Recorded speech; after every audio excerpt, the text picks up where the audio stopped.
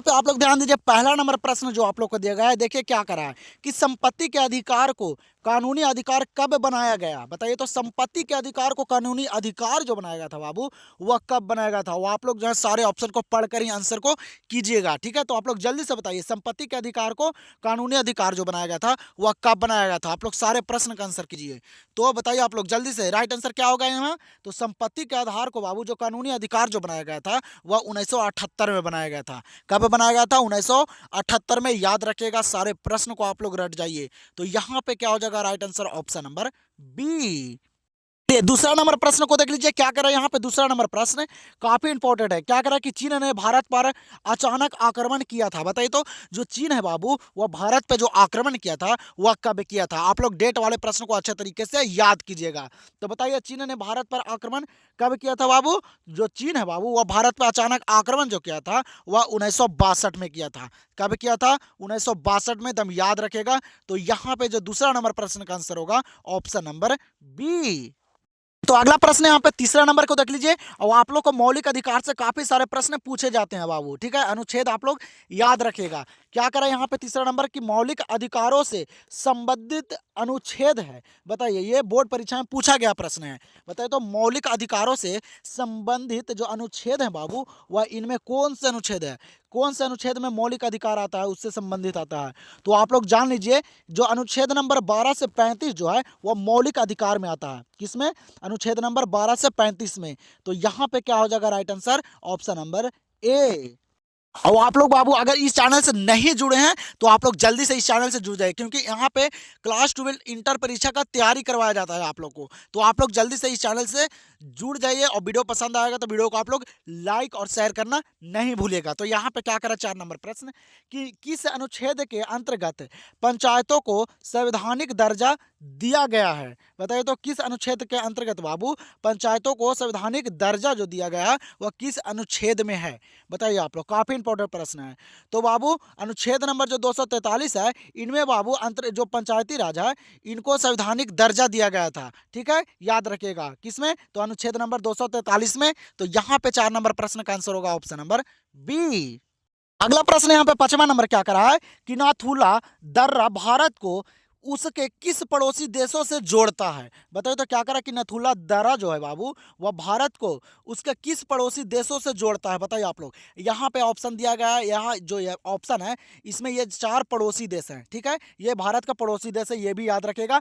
तो नाथुला दर्रा जो है भारत को उसके किस पड़ोसी देशों से जोड़ता है बाबू? तो वह चीन से जोड़ता है। कौन सा? नाथुला दर्रा, ठीक है, याद रखेगा। तो यहाँ पे 5 नंबर प्रश्न का आंसर क्या होगा? Option number C. अगला प्रश्न को देख लीजिए, यहाँ पे क्या कर रहा है? 7वां नंबर प्रश्न कि भारतीय संविधान में कितने मौलिक कर्तव्यों का उल्लेख है? क्या कर रहा है कि भारतीय संविधान में बाबू जो मौलिक कर्तव्यों का जो उल्लेख किया गया है वह कितना है? बहुत इंपॉर्टेंट प्रश्न है। बताइए आप लोग, बताइए आप लोग सारे प्रश्न का आंसर करते चलिएगा, ठीक है।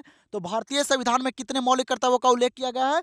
तो बाबू 11, याद रखिएगा। कितना? 11 मौलिक मौलिक कर्तव्यों का उल्लेख किया गया है। तो यहाँ पे 7 नंबर प्रश्न का आंसर क्या हो जाएगा? ऑप्शन नंबर सी।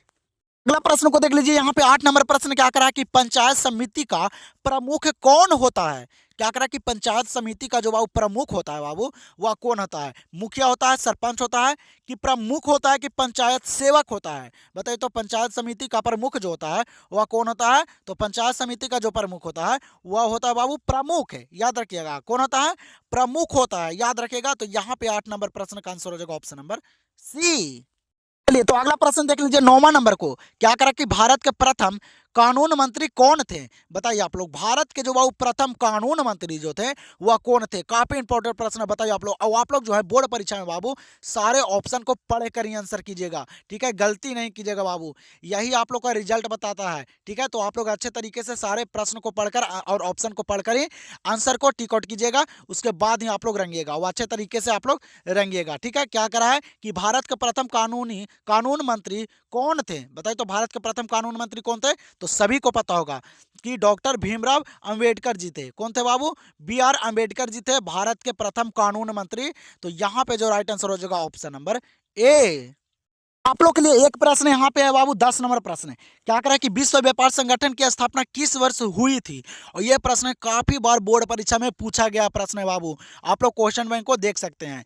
बताइए आप लोग जल्दी से ये 10 नंबर प्रश्न का आंसर कि विश्व व्यापार संगठन की जो स्थापना किया गया था वह कब हुआ था, किस वर्ष हुआ था? विश्व व्यापार संगठन जो WTO है, ठीक है, इसका जो संगठन हुआ था बाबू वह किस वर्ष स्थापना हुआ था इसका? तो आप लोग जो है बाबू ये 10 नंबर प्रश्न का आंसर जल्दी से कॉमेंट सेक्शन में दे दिए। देखते हैं कितने बच्चों को पता है कि विश्व व्यापार संगठन की जो स्थापना हुआ था वह कब हुआ था। तो आप लोग जो है जल्दी से इस प्रश्न का आंसर कमेंट सेक्शन में दीजिए। तो हम लोग देखते हैं अगले प्रश्न को। चलिए तो 11 नंबर प्रश्न यहाँ पे देख लीजिए क्या करा कि वैश्वीकरण है। बताइए यहाँ पे ऑप्शन देगा है, बताइए तो वैश्वीकरण कौन है बाबू?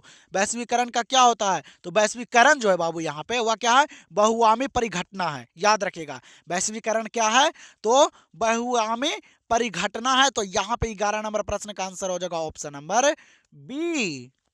आप लोग को इतना ऑब्जेक्टिव करवा दूंगा बाबू कि आप लोग को बोर्ड परीक्षा में कोई भी प्रॉब्लम नहीं होगा। तो आप लोग जो है इस चैनल से जरूरी जुट जाइएगा, ठीक है। जल्द से जल्द आप लोग इस चैनल से जुट जाइए और वीडियो को पसंद आ रहा है तो वीडियो को आप लोग लाइक भी कर दीजिएगा, ठीक है। आप लोग को एकदम बोर्ड परीक्षा से पहले पूरा ऑब्जेक्टिव को एकदम क्लियर कर दूंगा कि एक भी प्रॉब्लम नहीं आएगा। 12 नंबर प्रश्न को देख लीजिए क्या करा कि राष्ट्रीय पंचायती राज दिवस कब मनाया जाता है? सारे इंपॉर्टेंट प्रश्न है बाबू, सारे VVI प्रश्न है। तो आप लोग सारे प्रश्न को कर लीजिए। बताइए तो राष्ट्रीय पंचायती राज दिवस जो मनाया जाता है वह कब मनाया जाता है? तो राष्ट्रीय पंचायती राज दिवस जो मनाया जाता है बाबू वह 24 अप्रैल को मनाया जाता है। कब? 24 अप्रैल को, याद रखेगा। बोर्ड परीक्षा ये प्रश्न पूछा है। तो यहाँ पे 12 नंबर प्रश्न का आंसर क्या हो जाएगा? Option number B. अगला प्रश्न यहाँ पे 13 नंबर क्या करा कि निम्न में से किस राज्य में विधान परिषद है? बताइए तो किस राज्य में बाबू विधान परिषद है? बताइए यहाँ पे 13 नंबर प्रश्न का आंसर। यहाँ पे ऑप्शन दिया गया है किस किस राज्य में विधान परिषद है। आप लोग याद रखेगा विधान परिषद जो है बाबू वह बिहार, महाराष्ट्र, आंध्र प्रदेश ये तीनों में है, ठीक है। याद रखेगा यहाँ पे आप लोग ऑप्शन के अनुसार ही सारे प्रश्न को कीजिएगा, ठीक है। तो यहाँ पे क्या हो जाएगा right answer? Option number D, इनमें से सभी। ये अगला प्रश्न यहाँ पे 14 नंबर को देख लीजिए क्या करा कि बिहार विधानसभा में कुल सदस्यों की संख्या कितनी है? बताइए तो बिहार विधानसभा में कुल जो सदस्यों की संख्या है बाबू वह कितनी है? बताइए आप लोग, ऑप्शन दिया गया है, आप लोग जल्दी से आंसर कीजिए। बताइए तो बिहार विधानसभा में जो कुल सदस्यों की जो संख्या है वह कितनी है? तो 243 है। कितने हैं? 243 है, याद रखेगा। तो यहाँ पे 14 नंबर प्रश्न का आंसर क्या हो जाएगा? Option number A. अगला प्रश्न को देख लीजिए 15 नंबर क्या करा कि भारत में पहला आम चुनाव कब हुआ था? बताइए तो भारत में जो पहला आम चुनाव हुआ था बाबू वह कब हुआ था? बताइए, काफी इंपॉर्टेंट प्रश्न है बाबू। बताइए आप लोग के लिए एकदम VVI प्रश्न करवाते हैं। तो आप लोग एक बार वीडियो को जरूर लाइक कर दीजिएगा, ठीक है। बिहार में पहला आम चुनाव कब हुआ था? तो वह हुआ था बाबू 1952 में। कब हुआ था? 1952 में, याद रखेगा। तो यहाँ पे 15 नंबर प्रश्न का आंसर हो जाएगा ऑप्शन नंबर सी। अगला प्रश्न को देख लीजिए 16 नंबर प्रश्न क्या करा कि भारतीय जनसंघ के संस्थापक कौन थे? बताइए तो भारतीय जनसंघ के जो संस्थापक थे बाबू वह कौन थे? और आप लोग को बताता हूं, आप लोग अगर टेलीग्राम चैनल को ज्वाइन नहीं किए हैं तो आप लोग जाइए और जल्दी से टेलीग्राम चैनल को भी ज्वाइन कर लीजिए। इस वीडियो के डिस्क्रिप्शन में लिंक दिया गया है, तो आप लोग जाकर टेलीग्राम चैनल को ज्वाइन कर लीजिए। क्योंकि आप लोग को पता है कि बोर्ड परीक्षा जो है बाबू एग्जाम से पहले ही पेपर को लीक कर देता है। अगर पेपर आ जाएगा तो आप लोग को टेलीग्राम पर देखने के लिए मिल जाएगा। तो आप लोग जाइए टेलीग्राम चैनल को ज्वाइन कर लीजिए। तो बताइए तो भारतीय जनसंघ के संस्थापक कौन थे? तो भारतीय जनसंघ के जो संस्थापक थे वह कौन थे बाबू? श्यामा प्रसाद मुखर्जी थे।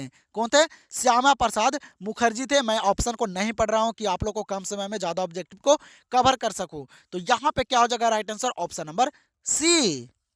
चलिए अगला प्रश्न को देख लीजिए क्या करें यहाँ पे कि जनहित याचिका की शुरुआत की गई थी। बताइए तो जनहित याचिका की जो शुरुआत की गई थी वह किसके द्वारा की गई थी? ये प्रश्न यहाँ पे पूछ रहा है बाबू। बताइए आप लोग, जनहित याचिका की जो शुरुआत की गई थी वह न्यायिक पहल द्वारा की गई थी। किसके द्वारा? न्यायिक पहल द्वारा, याद रखिएगा। तो यहाँ पे 17 नंबर प्रश्न का आंसर क्या हो जाएगा? ऑप्शन नंबर सी।